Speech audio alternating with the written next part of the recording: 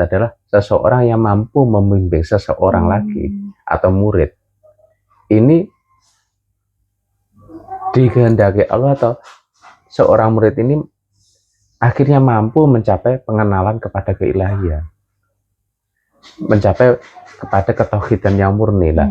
Itu termasuk mursyid. Jadi walaupun tidak diangkat oleh manusia. Guru mursyid yang pertama tadi. Ya, tidak diangkat oleh guru mursyid yang lain atau tidak diangkat oleh manusia lah bahasanya. Tapi secara tidak langsung kok kita mendapatkan ketauhidan dari seseorang, walaupun dia hanya sesederhana, tapi kok mendapatkan ketauhidan. Lah itu keberuntungan kita. Gitu. Itu kalau tatanan secara keumuman atau kemasyarakatan di pemahaman tentang seorang mursyid itu, guru mursyid.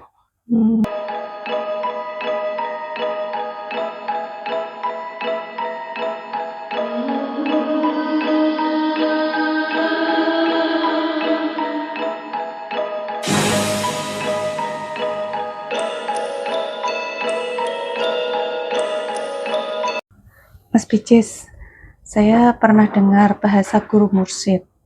Menurut Mas Picis, yang dimaksud guru mursyid itu apa sih, Mas Picis?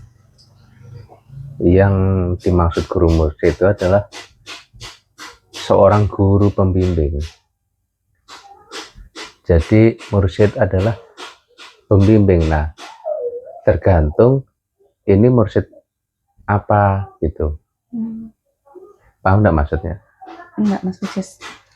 Jadi seorang yang dikatakan seorang guru mursyid, dia adalah seorang pembimbing. Cuma pada umumnya kalau menggunakan guru mursyid itu biasanya dia seorang guru, beliau itu seorang guru pembimbing rohani. Di dalam tentang hubungan antara batiniah ini kepada ketuhanan. Umumnya di situ. Jadi guru mursyid itu adalah seorang pembimbing yang bisa mengantarkan seseorang itu mencapai kepada ketuhanan. Ya bisa dikatakan seperti itu. Jadi dia membimbing seorang murid supaya murid ini seperti beliaunya juga yang telah sampai kepada keilahian atau ketuhanan itu, murid ini juga sampai kepada ketuhanan itu sendiri. Itu yang dinyatakan seorang guru mursyid. Cuma kenyataannya ini yang sulit kita membedakan antara mursyid ini mursyid kemana. Karena pada garis umumnya siapapun itu, kalau dia seorang penghantar mengantarkan seorang murid, entah itu kemana tujuannya, itu nggak jauh beda. Dia seorang yang membimbing, itu adalah seorang mursyid, seorang pembimbing yang mengantarkan. Nah, lagi-lagi seorang mursyid ini menghantarkan kemana? Gitu. Jadi guru mursyid itu ibaratnya walaupun kita sedang ibaratnya lagi ke masjid, terus lagi ngobrol-ngobrol dengan seorang kiai atau imam masjid lah, kita bertanya-tanya tentang soal keagamaan yang kita belum paham tentang ketuhanan, terus kiai itu bisa benar-benar memahamkan kita tentang ketuhanan, dan kita benar-benar bisa menjalankan itu. Jadi itu bisa dibilang guru mursyid ya, Mas Picis? Iya, bisa jadi. Kalau secara keumuman. Jadi guru mursyid itu nggak harus benar-benar khusus gimana gitu loh, Mas Picis. Jadi walaupun orang biasa pun juga bisa dibilang guru mursyid ya, asalkan bisa mengantarkan atau membimbing kita kepada ketuhanan. Ya, gitu ya, Mas Picis. Kalau pandangan saya seperti itu. Tapi ada sebagian umum guru mursyid itu dibagi menjadi dua. Satu ditunjuk oleh manusia, dan kedua adalah ditunjuk oleh Allah sendiri atau Kanjeng Nabi Muhammad itu sendiri secara rohaniah. Nah, terus ciri-cirinya apa itu Mas Pices? yang ditunjuk oleh manusia sendiri atau ditunjuk sama Allah? Ya pada dasarnya kalau secara organisasi ada ditunjuk secara manusia, penerus estafet lah, bisa jadi keturunannya, atau dia seorang mursyid yang pertama ini minta petunjuk kepada Allah supaya sebenarnya penerusnya siapa, atau keturunannya kah, atau ke orang lain, murid yang lain. Itu kalau secara keorganisasian. Begitu. Tapi kalau memang asli kepada Allah, yang menunjuk Allah atau Rasulullah, lah ini sulit. Karena rata-rata seseorang ini biasanya tersembunyi. Ada yang tersembunyi, memang ada yang dia terlihat atau dia menampakkan diri. Nah kembali lagi, seorang mursyid ini dia mau membawa muridnya atau menghantarkan muridnya kemana? Salah satunya satu itu. Yang kedua, untuk bagi kita ya, bagi kita ibaratnya ingin bertujuan kemana, nah kita harus membedakan atau kita memilih lah seorang mursyid ini mau mengantar kemana atau dia ahli di bidang apa. Karena tidak semua mursyid itu ahli keseluruhannya, tidak. Karena ya manusia itu memiliki keahliannya masing-masing. Cuma yang sulit itu adalah, yang menurut saya pribadi adalah mencari seorang mursyid yang mengantarkan rohani kita mencapai kepada keilahian yang sejati. Ini yang sulit untuk mencari di situ. Iya. Tadi kan Mas Pices bilang kalau yang secara keorganisasian kan guru mursyid yang sudah pertama itu menunjuk bahwa ini akan dijadikan guru mursyid. Lah terus kalau ya ibaratnya kita ketemu ibaratnya seorang kiai atau imam masjid, terus dia bisa membimbing kita benar-benar kepada ketuhanan, bilang Mas Pices itu juga bisa dibilang guru mursyid. Iya, dan dia kan tidak harus ditunjuk dari guru mursyid yang pertama itu tadi. Itu gimana Mas Pices? Ya maksudnya kan gini, kalau garis keseluruhannya antara seorang mursyid itu adalah, kalau pendapat saya itu adalah, mursyid adalah seseorang yang mampu membimbing seseorang lagi atau murid. Ini dikehendaki Allah atau seorang murid ini akhirnya mampu mencapai pengenalan kepada keilahian, mencapai kepada ketauhidan yang murni lah. Itu termasuk mursyid. Jadi walaupun tidak diangkat oleh manusia. Guru mursyid yang pertama tadi. Ya, tidak diangkat oleh guru mursyid yang lain atau tidak diangkat oleh manusia lah bahasanya. Tapi secara tidak langsung kok kita mendapatkan ketauhidan dari seseorang, walaupun dia hanya sesederhana, tapi kok mendapatkan ketauhidan. Lah itu keberuntungan kita. Gitu. Itu kalau tatanan secara keumuman atau kemasyarakatan di pemahaman tentang seorang mursyid itu, guru mursyid. Iya. Terus guru mursyid yang untuk menunjukkan hanya sebatas kegoiban atau bisa menunjukkan benar-benar kepada ketauhidan tadi itu gimana Mas Pices? Nah, guru mursyid ini kan banyak cabang atau banyak jurusan lah. Ada yang menunjukkan ke arah kegaiban. Dia hanya sebatas di situ tentang gaib atau kanuragan atau kesaktian atau tentang kehebatan karomah atau keramat. Nah, kok dia hanya sampai di situ? Dia itu memang mursyid di bidangnya sampai kepada situ. Seharusnya dia harus mencapai kalau kita mencari ketuhanan, lah kita harus mencapai kepada keilahian yang murni. Perbedaannya di mana? Sebenarnya kalau sama-sama sedikit berbau keilahian atau ketuhanan, dia tetap menyatakan semua ini karena Allah, ini berkat Allah, karomah ini atau keramat ini, semua akan dinyatakan ke situ. Ini kalau tentang seorang mursyid, tentang hal kasab lah kalau bahasannya agama itu, tentang hal gaib.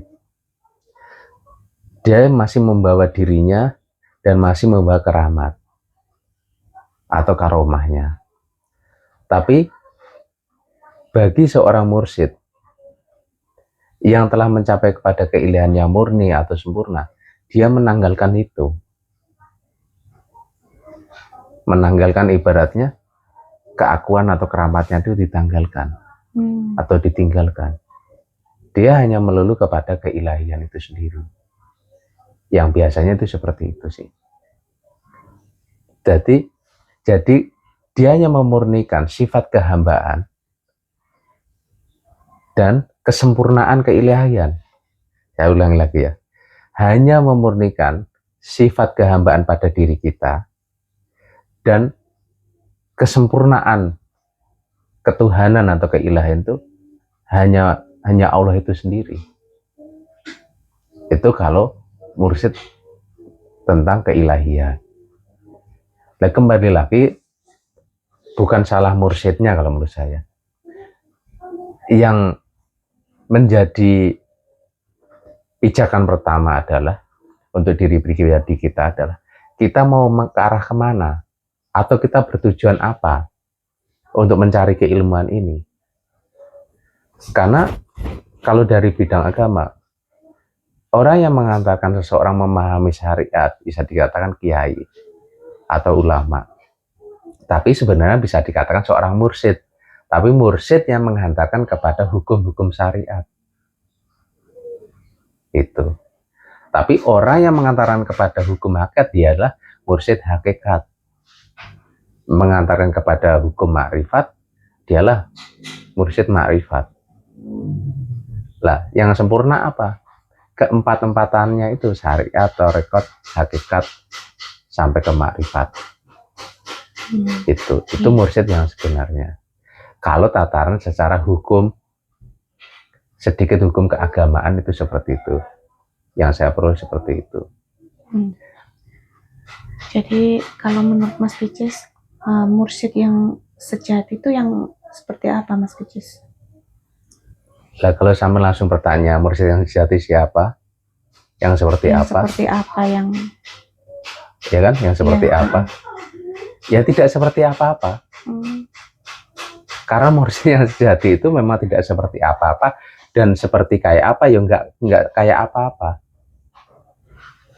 Karena hakikatnya mursyid yang sejatinya seorang mursyid yang kalau dalam bahasa itu kamil, mukamil, yang sempurna dan mampu menyempurnakan, tidak lain tidak bukan ya Allah itu sendiri.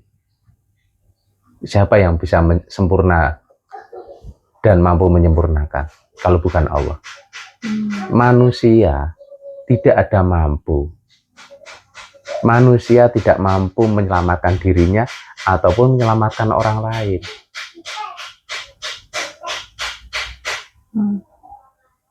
Kita itu sangat lemah. Walaupun ini pendapat, walaupun seorang ini dikatakan dia itu seorang mursyid, tapi hakikatnya dia tidak mampu menolong dirinya sendiri, apalagi menolong yang lain. Itu loh. Semua itu bersandar kepada Allah. Makanya Allah lah yang kamil, mukamil, sempurna dan menyempurnakan. Ketika seorang mursyid ini, mursyid yang disebut manusia, dia menyerahkan semuanya benar totalitas kepada keilahian, kemakrifatan yang sempurna, otomatis rohanianya maupun lahiriahnya, semua ini sudah hakullah, haknya Allah semua, dan dia tidak memiliki hak sesuatu. Baik dia membimbing muridnya itu bagaimana, dia sudah nggak berpikir ke situ, dia hanya mengikuti perintah atau mengikuti keilahiannya itu sendiri. Makanya kayak ya ini seorang mursyid kamil, pada hakikatnya di balik itu hanya Allah. Dia hanya tampilan wujud manusia. Dan seorang mursyid ini juga nggak berani menyatakan aku yang, kalau secara hukum manusia menyatakan aku nanti akan menyelamatkan kamu, tidak berani. Kalau memang kemarifatannya itu pada pernyataan keilahian yang sempurna, tidak berani. Karena pada hakikatnya kenyataannya yang kamil yaitu Allah, sempurna dan menyempurnakan. Gitu.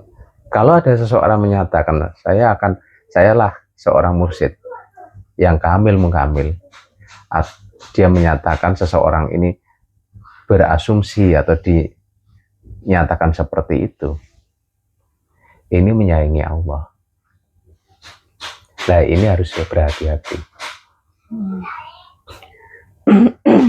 Iya, sebenarnya kalau aku seorang orang yang awam ini kan perlulah Mas ya, ibaratnya seorang guru mursyid yang maksudnya geger manusia gitu loh, wujud manusia. Nah, itu untuk mencari benar-benar guru mursyid yang kamil mukamil, yang benar-benar bisa menunjukkan kita ke jalan kepada Allah benar-benar, itu yang seperti apa Mas Wijis? Ya, kalau kita secara ajaran Kanjeng Nabi, kita lihat dia mengenalkan Allah ini caranya bagaimana. Salah satunya situ. Lah, ada secara runtutnya dia menjelaskan secara hukum-hukum syariat. Ada dia langsung hukum kepada tarekat atau hakikat. Nah, kembali lagi, sampai cara membedakan adalah sampai teliti setiap prosesnya, setiap perjalanannya. Ini yang paling ibaratnya shortcutnya, ibaratnya. Ketika dibimbing seseorang ini keakuan di dalam dirimu ini semakin lenyap atau semakin muncul. Kalau keakuanmu sebagai hamba, atau keakuanmu sekarang yang bernama si fulan ini semakin lenyap dan semakin fana, kembali ke asal, berarti ini seorang yang benar, yang ada hanya Allah. Nah, berarti ini mursyid atau seorang pembimbing yang benar. Tapi kembali lagi, ketika walaupun munculnya karomah, munculnya suatu keramat atau kehebatan, atau bisa menyembuhkan siapapun, atau bisa memunculkan suatu yang ajaib, tapi kenyataannya kamu teliti sendiri, di dalam dadamu ini masih muncul keakuan, aku mampu, aku mendapat anugerah, aku mendapat kemampuan, aku mendapat izin. Lah, disitulah masih belum murni ketauhidan itu sendiri atau keilahian itu. Nah, itu cara membedakan yang sederhana itu. Untuk kita membedakan sebenarnya kita mau dibimbing kemana. Jangan asal ibaratnya gini ya.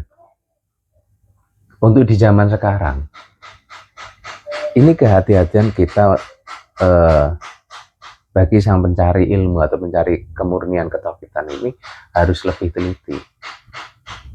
Karena di zaman akhir sudah diprediksi atau dipeseni Kanjeng Nabi itu bahwasannya banyak orang yang pandai berbicara agama, tapi dia tidak sampai kepada hati, hanya sampai kepada kerongkongan lahirnya itu, tenggorokannya itu loh. Nah, makanya terkadang seseorang itu mempermainkan hukum. Ada sederhana gini, kalau kamu mau sholat, nah kamu harus melepaskan, jangan pakai atribut apapun, kamu harus lepas semua, jangan pakai apapun, jangan ada yang kamu tutupi. Lah, akhirnya ada yang berpikir ketika tidak jelaskan secara keseluruhan, tidak dipahami dengan akal sehat, seseorang berpikir berarti ketika menghadap Allah atau sholat itu harus tidak pakai baju, tidak pakai pangkat, tidak pakai derajat, harus lepas semua. Lah, ini berbahaya. Akhirnya terjadi sesuatu yang tidak diinginkan. Kalau kamu mau menghadap Allah harus tidak pakai apapun, tapi harus lewat saya. Bukan akhirnya terjadi sesuatu yang negatif. Nah ini terus kamu sekedar ngikuti, oh ya berarti memang benar menghadap Allah harus tidak pakai apapun, tidak boleh pakai pangkat. Tapi kalau dipahami secara syariat saja, otomatis ini seorang akan terjebak ke dalam kesesatan. Pada hakikatnya adalah sebenarnya itu aturan batiniah atau aturan hakikat digunakan di luar untuk sesuatu yang tidak benar. Harusnya kan di dalam, yang tidak memakai apapun atau tidak mengaku-ngaku, hilangnya keakuan, hanya sekedar penghambaan kepada Allah, tidak merasa hebat, tidak merasa kuat, hanya sekedar pertolongan Allah. Nah ini sifat-sifat keakuan di dalam diri ini harus ditanggalkan betul semuanya, atau keduniawian ini harus ditanggalkan semua. Dan pengharapan pada diri, kepada surga neraka, atau rasa takut kepada neraka, ini harus ditinggalkan juga. Itu namanya seseorang itu menghadap kepada Allah harus tanpa apapun itu. Tanpa amalnya, tanpa keakuannya, tanpa tirakatnya, saya punya tirakat, atau saya punya pahala, atau saya punya amal, atau saya punya wiridan, ini harus ditinggalkan. Tapi bukan berarti tidak berwirid, tidak ngaku-ngaku lah bahasanya. Kalau dari guru saya itu, kalau tidak semua yang kita lakukan, kalau semua itu tidak ditolong Allah atau nggak diberikan hidayah Allah, kita tidak bisa apapun. Iya. Jadi Gitu. cara untuk apa ya? Membedakan mursyid yang benar-benar itu yaitu yang dalam prosesnya adalah guru mursyid itu bisa melepas keakuan itu tadi ya Mas Bijes. Iya. Terus ini tambahan, kalau memang tujuannya itu kepada keilahian, ya kita harus jelas Allah yang mana, Allah yang mana yang sebenarnya kita tuju. Jangan sampai sesuatu yang disamaartikan. Karena hakikat Allah itu, kenyataannya Allah itu tidak bisa digambarkan, tidak bisa dibayangkan, tidak bisa diisyaratkan dengan apapun, atau tidak bisa disamakan dengan suatu apapun. Hanya proses seseorang itu adalah pembersihan diri, pembersihan dari keakuan, dan pembersihan secara batiniah, hati ini dan pikiran.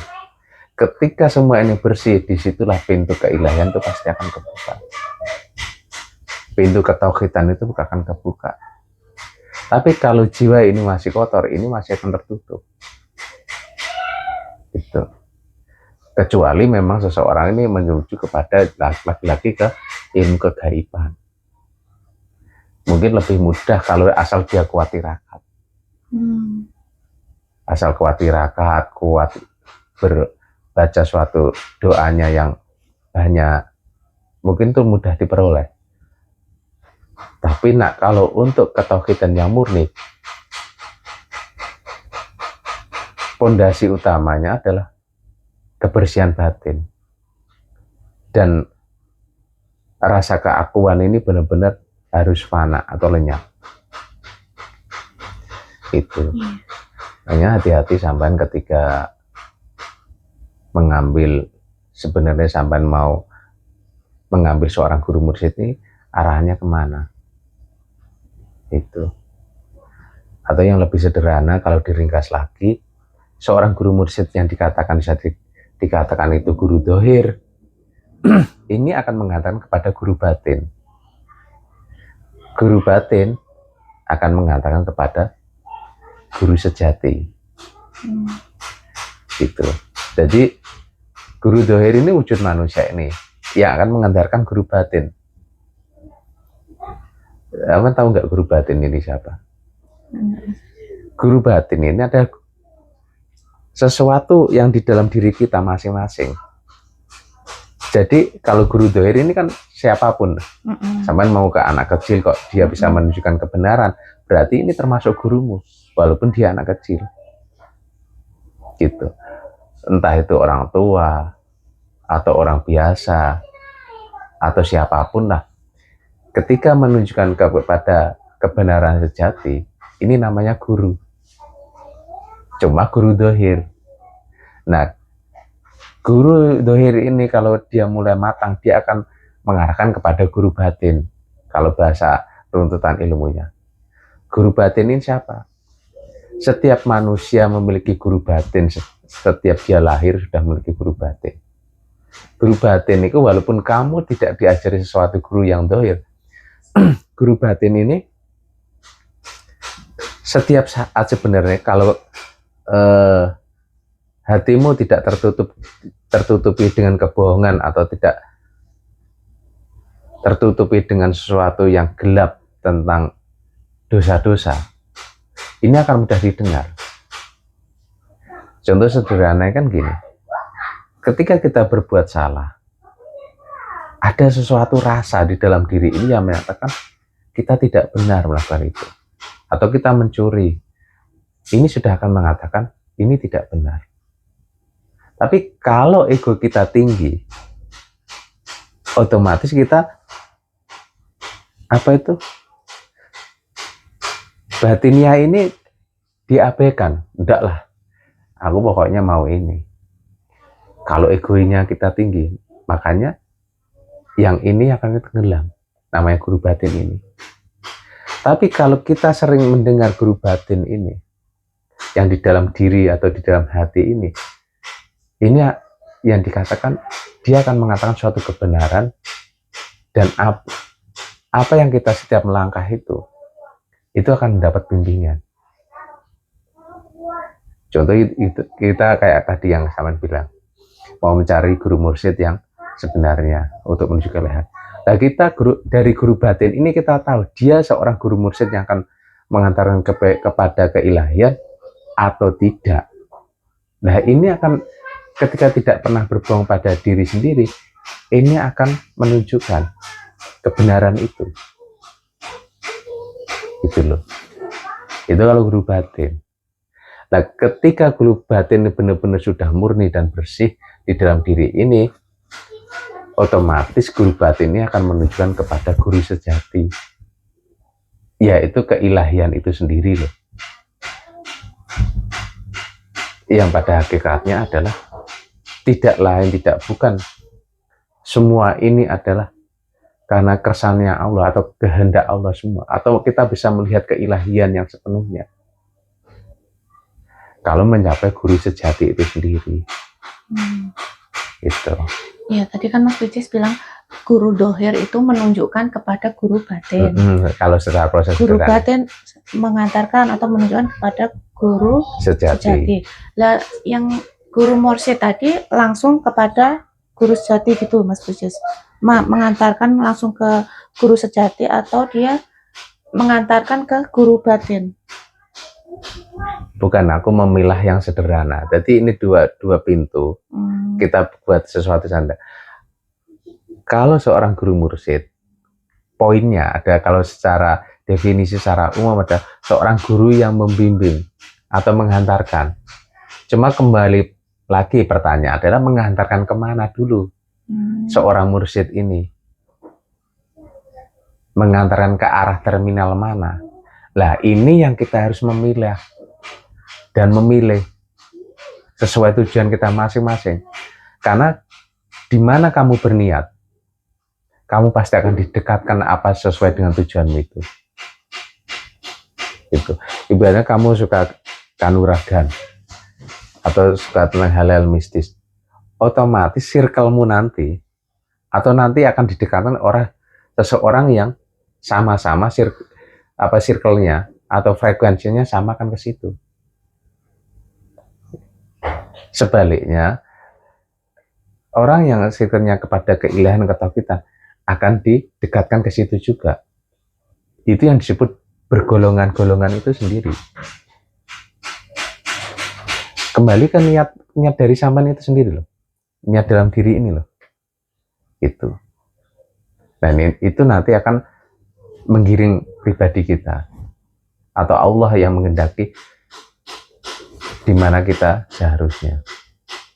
Makanya niat yang benar dan tujuan yang benar inilah kita harus tata. Jadi pemahamannya beda ya Mas antara guru dohir dengan guru mursyid tadi ya? Beda. Bedanya ya sebenarnya kalau ditarik garis merahnya ya sama. Guru dohir itulah seluruhnya adalah guru mursyid. Gitu. Kalau ditarik garis merahnya. Jadi guru dohir kan guru yang kelihatan semua itu loh. Iya. Nah, siapapun yang membimbing itu dikatakan guru mursyid.